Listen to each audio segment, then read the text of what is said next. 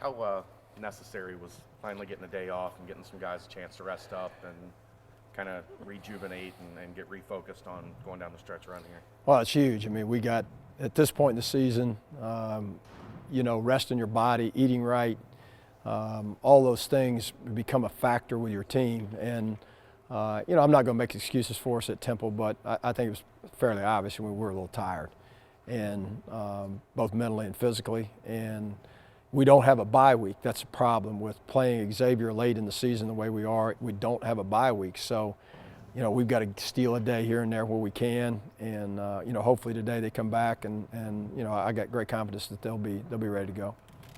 What did you find when you looked at the film? You talked about kind of reviewing everything you did approaching that game. Did you come up with anything? Yeah, and I'm going to take full responsibility for one thing. I think I had them so scared to death to get beat off the dribble that we were passive on the ball, and that's not how we play. And we were really worried about penetration. And we really, until late in the second half, didn't give up much penetration.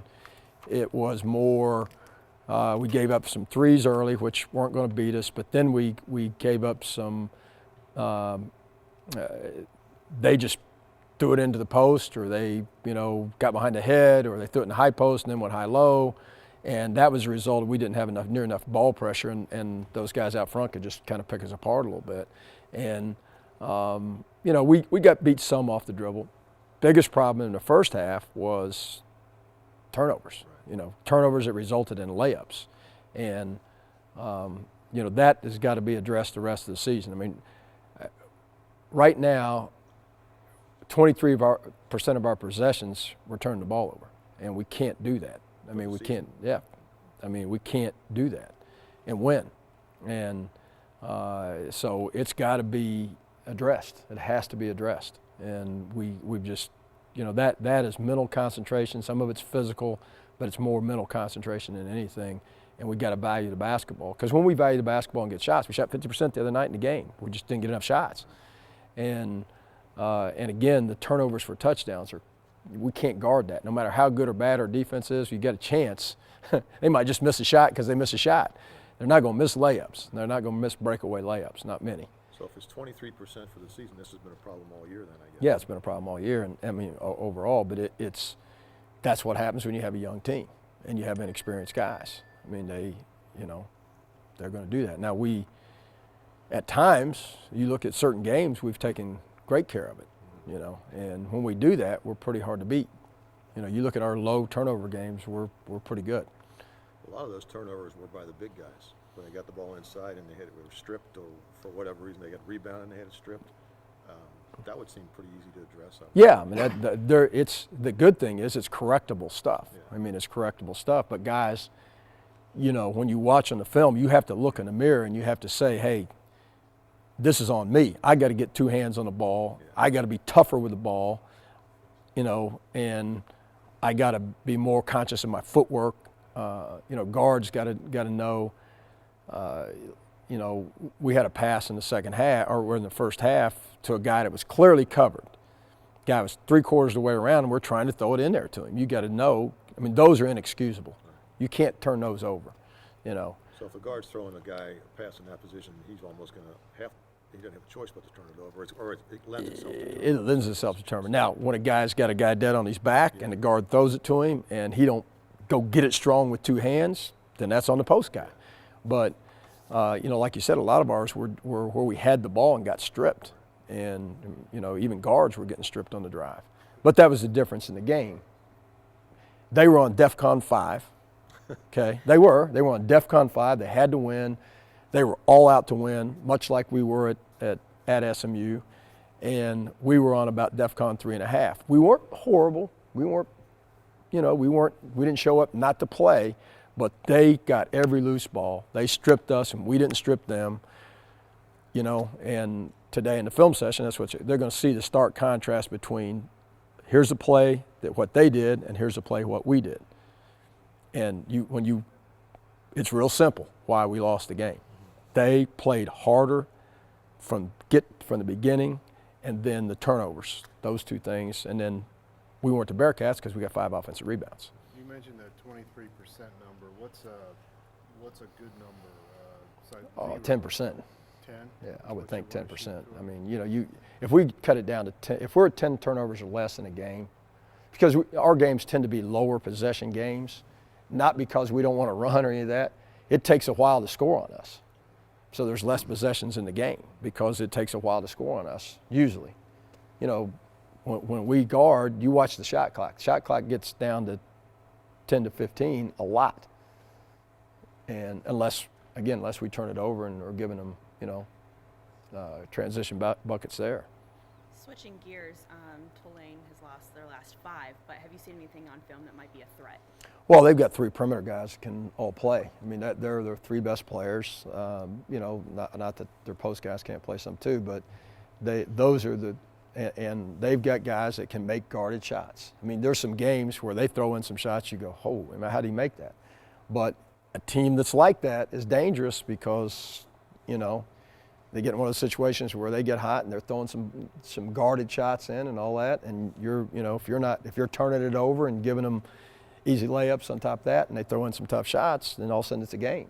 So, I mean, we can't worry about Tulane and what happened to them before any of that. We're fighting for our lives right now. Our guys got to understand, okay? I mean, it's on us to put ourselves in or out of the tournament. We control it. If we win games that we should win, we'll be in the tournament. If we don't come to play, okay, it doesn't matter if Tulane comes to play. We got to come to play. But to answer your question, it's a long way to answer your question. Yes, I mean, every game, with the exception of a couple, they've been right in and could have won them. You know, I mean, they're capable. With 2 games at home this week, even though one's out of conference, how big is it to get some momentum as you come upon, you know, the final stretch where you got to, you know, head on the road a couple times? Well, I think it's always, you know, you got to hold service at home. You know, you just got to hold service at home. And, you know, obviously down the stretch here, the more momentum you can get going into your tournament, the more wins you can post late in the season. Again, that gets NCAA committee's attention. You don't want to be limping in the tournament. You want to be steamrolling into the tournament. And so, you know, every game at home particularly, we got to win them. You know, I was going to ask you what you've seen from Farad Cobb. He's been averaging like 13 points a game the last 4 games. Is he just getting more playing time, getting more comfortable? I assume this is what you expected you were going to get from him when the season started. Yeah, I mean, we thought he was going to be a guy that could come in and make shots for us, and he's getting more comfortable. He's getting more confident. Obviously, he's playing, you know, a few more minutes than he was, and, you know, probably down the stretch we'll play even more minutes. But a lot of that comes with just he's now been at this level. You know, he's now becoming an older guy as opposed to because he's played through the season. I think that's part of the reason Troy's shooting the ball so good. I mean, he's at a point now. He's older. He's older from a basketball sense, not an age sense necessarily, but he's older. He's been through more games. They're starting to gain confidence in what they can do, and you know, like I said, I wasn't pleased with how we played at Temple. They weren't pleased with how we played at Temple, but Temple's a good team. It's not like we went and lost to somebody on the road that isn't pretty darn good. They're pretty good. Unlike Troy, though, Farad seems to look for his shot more. Yeah, I mean, it's his nature. I mean, Troy's nature is to be more point guard. Farad's nature is to be more scorer, all who can play point. But I think that's what you're saying, and that's something we got to continue to encourage Troy to do. He's got to look for his shot more. He's got to be more aggressive offensively because he's shooting a high percentage and he can score. Farad, that's always been his. He's a 2 guard, trapped in a point guard's body, but he can handle the ball. He can do point guard things, but his mentality is more to score. He's always had to do that. How much has his mid-range game started to open things up for him? It seems like now he's getting more comfortable, pump fake, getting in, hitting the 15-footer. Well, when you've had some of the 3-point games he's had, everybody's worried to death, and because of his size, it's tough for him to get all the way to the rim and score against a team that's got any kind of shot blocking. So the mid-range game for a guy like him becomes really important. He's a pull-up guy. He's a lot of small guys are floaters, shoot floaters. He can shoot the floater, but he's a really good little pull-up shooter. He gets it to 8 feet and can pull up and make that shot. And for him, it's big because, again, people are going to run at him now. He's made enough threes now, they're scared to death of him.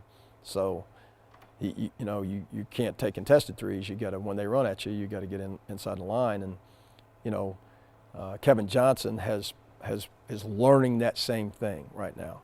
You know, I would have liked him to, when we were down 6, shot fake that one and drove it.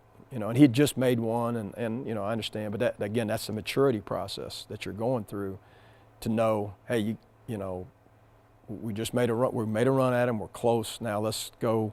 And part of that, I think, was frustration by him. He's got the steal and had a 5-footer and missed it, and then, you know, the next opportunity he gets, and he had just made a 3, and in that case, he probably should have driven the ball. But you know, he's been doing much better with that, much better than he was early in the season with that. So, and he, you know, he knows it. I mean, he's a kid that takes coaching well and watches the film and understands, you know, how he's got to get better, and part of the maturation process.